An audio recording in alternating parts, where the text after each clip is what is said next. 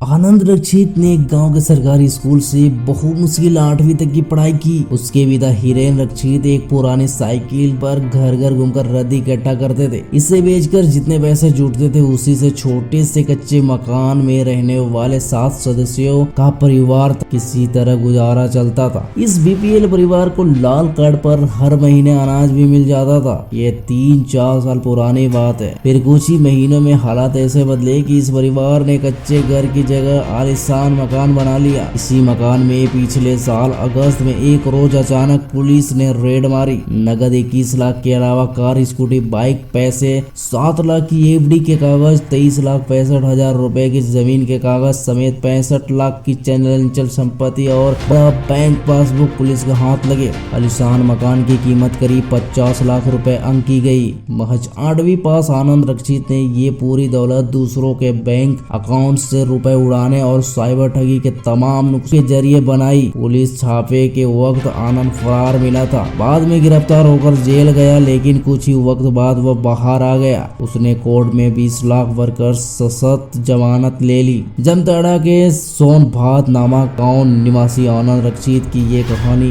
एक अकेले उसी की नहीं है। साइबर ठगी की राजधानी के तौर पर चर्चित जामताड़ा के गांव में आपको आनंद की तरह सैकड़ों किरदार और हजारों कहानियां मिल जाएगी। जामताड़ा के झारखंड का एक छोटा सा शहर है। झारखंड अलग राज्य बनने के 1 साल बाद 2001 में सरकार ने जामताड़ा को जिले का दर्जा दिया। जामताड़ा 19वीं सदी के महान विचारक, दार्शनिक, लेखक और पुनर्जागरता के अनुसंधानदूतों में से एक ईश्वर चंद्र विद्यासागर की कर्म भूमि रहा है। 1853 में वे यहाँ पर आए और छोटी सी कुटिया बनाकर रहने लगे। कुटिया वाले आश्रम का नाम उन्होंने नंदकानन रखा। यहाँ रहकर उन्होंने वनवासियों को निःशुल्क चिकित्सा सेवा शुरू की। नारी शिक्षा के लिए अभियान चलाया। उस दौरान में उन्होंने जंगलों से घिरे इस इलाके में बालिका विद्यालय की स्थापना की। उन्होंने यहीं से बाल विवाह पर रोक और विधवा पूर्ण विवाह का आंदोलन चलाया। उन्होंने अपने जीवन के अंतिम वक्त भी यहीं गुजारे। विद्यासागर के नाम और उनके सम्मान में रेलवे ने कुछ साल पहले जामताड़ा जिले के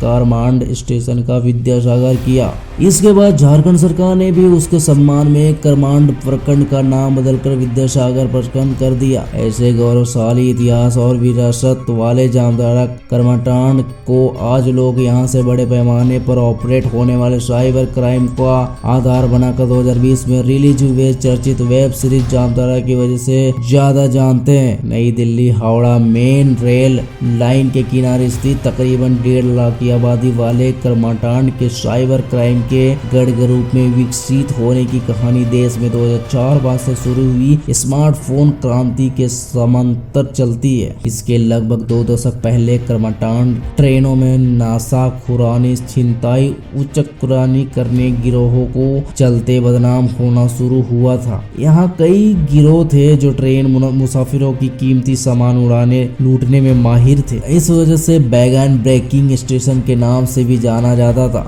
स्मार्टफोन का दौर आया तो यहाँ के युवाओं ने घर बैठे ऑनलाइन ठगी की तकरीबें सीख ली। कुछ लोगों ने बड़े महानगरों में जाकर कॉल सेंटर, साइबर कैफे से लेकर मोबाइल मरम्मती की दुकान में जाकर चिप बदलने से लेकर सॉफ्टवेयर के जरिए ठगी के नुस्खे की भी ट्रेनिंग। धीरे धीरे ऑनलाइन ठगी करने वाले की कई गिरोह बन गए जो आज जामताड़ा के अलावा देवघर, गिरिडीह, धनबाद और गोड़ा जिले में लगभग 100 गाँवों में फैले हैं। इन इलाकों के दर्जनों साइबर क्रिमिनल्स ने दिल्ली से लेकर अहमदाबाद, कोलकाता से लेकर जयपुर और मुंबई से लेकर पटना जैसे कई महानगरों में कॉल सेंटर खोल रखे हैं। जामताड़ा के करमाटांड में साइबर के क्रिमिनल्स का सबसे पहला उस्ताद सिंदर जोरी गांव निवासी सीताराम मंडल रहा है। लगभग 15 साल पहले उसने मुंबई के एक मोबाइल रिचार्ज की दुकान में नौकरी करते हुए ठगी के कई तरीके आजमाए। गाँव आकर उसने कई साथियों और युवाओं को इसी गोरख धंधे में जोड़ लिया। यहाँ तक कि बड़ी संख्या में महिलाओं को भी कॉलिंग के जरिए ऑनलाइन ठगी में ट्रेन कर दिया गया। 2020 में सीताराम मंडल को दिल्ली पुलिस ने गिरफ्तार किया था। कुछ महीने बाद वह जमानत पर छूटा तो दूसरे केस में फिर गिरफ्तार हुआ। पिछले साल पुलिस ने जामताड़ा से साइबर ठगी का गैंग ऑपरेट करने वाले मास्टरमाइंड अल्ताफ और रॉक स्टार को गिरफ्तार किया था। उसकी उम्र महज 20 साल है। उसके गिरोह में कुल 14 लोग शामिल थे और इनमें से ज्यादातर लोगों ने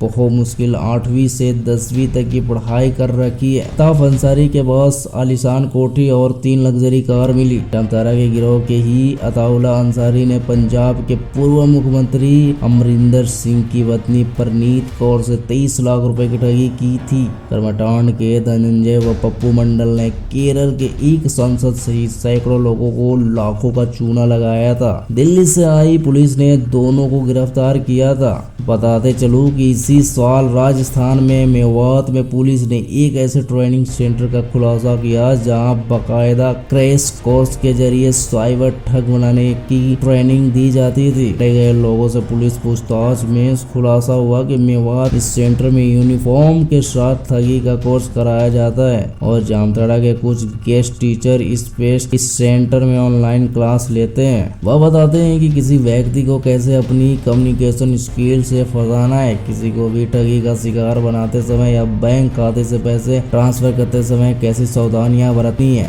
इस बारे में आपका क्या ख्याल है? अगर आपसे कोई मोबाइल में आया वो OTP जैसे में से 6 अंक या 4 अंक का रहता है महज और आपके बैंक की तरफ से बोला जाता है कि मैं आपका बैंक मैनेजर बोल रहा हूँ, इस तरह की OTP आप किसी को शेयर ना करें और अपने बैंक का पैसा सुरक्षित रहने दें, क्योंकि आपकी एक गलती आपकी सारे अकाउंट खाली कर देता है। तो दोस्तों वीडियो कैसी लगी? वीडियो को लाइक शेयर एंड सब्सक्राइब करें। दोस्तों एक और चीजें, जैसे कि मैं एक इंश्योरेंस एडवाइजर भी हूँ। अगर आपको इंश्योरेंस करानी हो, जैसे में बाइक या फिर ट्रैक्टर ट्रक किसी भी गाड़ी का या फिर आपके पास कार हो, ऐसी हर गाड़ियों का इंश्योरेंस मेरे पास होता है। इंश्योरेंस करने के लिए आप मुझे डिस्क्रिप्शन में दिए गए मोबाइल नंबर पे कॉल कर सकते हैं। Thank you.